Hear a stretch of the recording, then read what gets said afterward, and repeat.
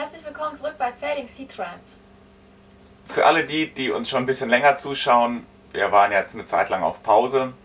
Einige haben sich schon gefragt, was bei uns los ist, warum wir denn keine Videos mehr posten. Und jetzt haben wir uns dazu entschlossen, da einmal kurz Aufklärung zu betreiben und zu erklären, woran es gelegen hat. Nachdem wir hier in Panama angekommen sind, hatten wir leider einen etwas unschönen Event. Das heißt, wir wurden hier an Bord von einigen ungebetenen Gästen besucht. Und die haben letztlich all unsere Hardware mitgenommen. Jetzt nicht zur Revision, die haben sie auch nicht wieder zurückgebracht. Die sind wir jetzt los. Unser ganzes IT- und Technik-Equipment war nach diesem Besuch von Bord. Was gleichzeitig bedeutet, dass wir erstmal eine Weile gebraucht haben, um uns wieder zu organisieren, um zu schauen, wie es weitergeht. Die ganzen Behördengänge abzuschließen, Polizei etc., wo jetzt nicht viel bei rumgekommen ist, by the way. Und das hat jetzt halt etwas länger gedauert. Dementsprechend konnten wir auch keine neuen Videos posten. Ja, was genau ist da passiert? Wir möchten jetzt auch gar nicht so richtig auf die Details eingehen.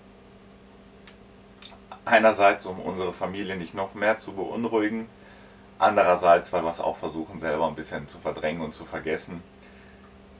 Es war keine schöne Erfahrung, die wir da gemacht haben, aber irgendwie war auch klar, dass früher oder später mal was passieren wird. In kurzen Worten, wir wollten zu den San Blas-Inseln segeln, hatten da eine kleine technische Schwierigkeit an Bord, wollten also erstmal zuerst schauen, woran das gelegen hat oder was da eben halt das Problem ist. Dafür haben wir in einer einsamen Bucht da vor der Küste Panamas eben halt geankert, die uns recht geschützt aussah. Das heißt vor Wind und Welle geschützt. Dort hatten wir dann eben kurz geankert. Ich habe mir das Motorpanel angeguckt, was da ein bisschen rumgezickt hat, sprich der Motor ließ sich nicht ausschalten mehr. Und ja, hat sich herausgestellt, dass da ein Schalter halt vollkommen dekorrodiert war.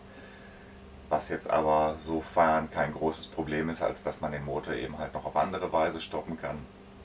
Nichtsdestotrotz hat eben halt diese Fehlersuche ein bisschen gedauert, sodass wir schon in den Nachmittagsstunden waren und wir uns nicht sicher waren, wie wir da in den Nachtstunden oder eben halt, wenn es dunkel ist, in San Blas ankommen. Da uns alle gewarnt haben, wir sollten das nicht tun, aufgrund der Tatsache, dass es dort sehr schwer, oder hier sind wir ja mittlerweile auf den San Blas-Inseln, sehr schwer zu navigieren ist, aufgrund der zahlreichen Riffe, die teilweise auch nicht besonders gut kartografiert sind, haben wir uns dazu entschlossen, in dieser Bucht zu bleiben. Wir sind erst nachmittags angekommen, haben uns überlegt, ja, hier vorne ist direkt eine Stadt, eine Polizeistation, wir werden uns nachts dann eben halt auf dem Boot einschließen, sodass wir das Risiko für relativ überschaubar gehalten haben. Wir hatten jetzt auch nicht den Eindruck, dass uns schon jemand irgendwie ausspioniert hätte. Wir sind auch, wie gesagt, gerade erst angekommen, wollten halt direkt im Morgengrauen weiterfahren, sodass wir uns für die Verhältnisse doch wohl gefühlt haben.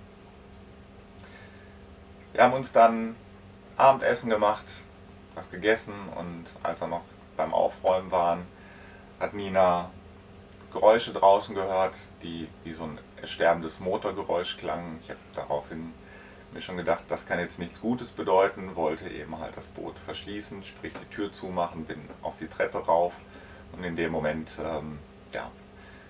war der Besuch schon an Bord. Wir hatten also nicht wirklich Zeit zu reagieren oder irgendwas zu unternehmen.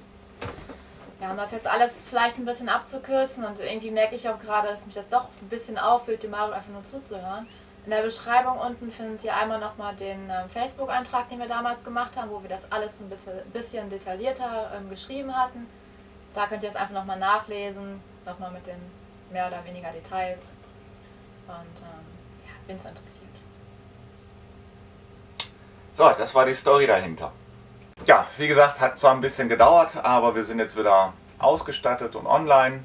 Ja, was großen Teil vor allem an euch liegt, weil es echt unglaublich, und wir können es immer noch nicht so richtig fassen, was wir eigentlich für ein Feedback nachher bekommen haben. Wie viele Leute da irgendwie mitgefiebert ist irgendwie das falsche Wort, aber mitgelitten haben, Interesse gezeigt haben, die von ihrem wohlverdienten Geld Spenden gemacht haben. Und uns vor allen Dingen unterstützt haben. Und das wirklich weltweit, also jetzt nicht nur aus dem engsten Freundeskreis, der sich natürlich auch hervorragend gezeigt hat, aber auch einfach von wildfremden Menschen, die irgendwie teilweise die selber Segler sind, teilweise die einfach nur unseren YouTube-Kanal verfolgen und das irgendwie mitbekommen haben. Also ja, wir sind da echt immer noch so ein bisschen überwältigt von. Geflasht auf jeden Fall. An der Stelle ist aber definitiv einer vollkommen hervorzuheben und das ist Christian, der das Ganze ja organisiert hat, direkt als er die erste Nachricht vom MRCC Bremen bekommen hat, dass da irgendwas passiert ist. In Klammern, unser E-Piep wurde von den Besuchern ausgelöst. Daraufhin wurde er um 3 Uhr morgens irgendwie aus dem Bett geklingelt. Ich habe jetzt voll Tränen in den Augen, was soll denn das? Ja, wie gesagt, Christian wurde da morgens um 3 Uhr aus dem Bett geklingelt. Und bevor wir überhaupt die Gelegenheit hatten, mit ihm in Ruhe zu sprechen, was da passiert ist, hat er sich bereits im Hintergrund um alles gekümmert, Leute informiert und ja, sich vor allen Dingen auch darum gekümmert, dass wir wieder mit neuem Equipment ausgestattet werden. Also ich finde immer noch keine richtigen Worte, um das zu beschreiben, wie dankbar wir da sind.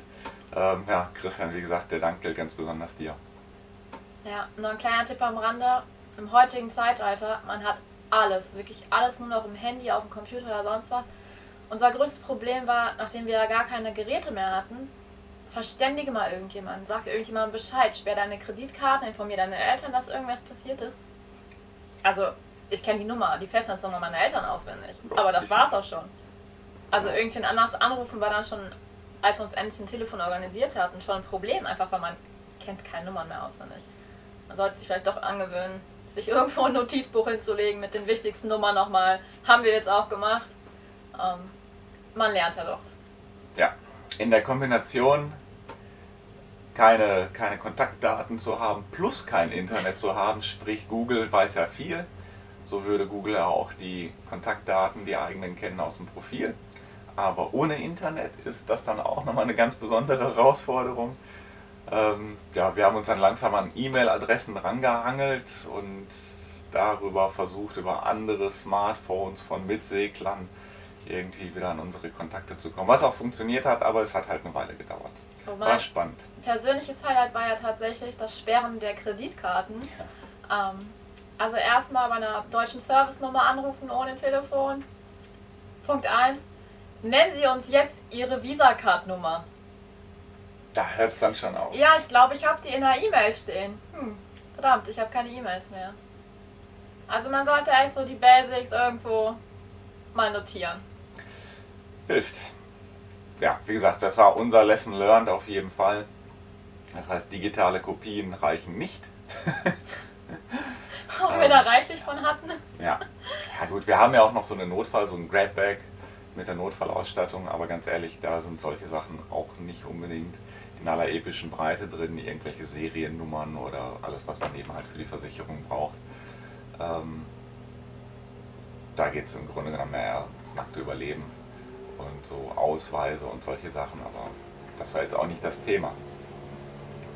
Ja, was soll man sonst noch dazu erzählen? Scheiße passiert. Ich glaube, auf Nina muss es jetzt wahrscheinlich auspiepen hinterher, aber ist egal. Wir sind drüber hinweggekommen und sehen jetzt zu, dass wir nach vorne blicken und weitermachen. Allerdings, das ist auch irgendwie in den letzten Tagen die meistgefragte Frage, wohin denn? Ja, darauf können wir euch heute leider noch keine Antwort geben, weil wir noch nicht entschieden haben, in welche Richtung es jetzt weitergeht. Ja.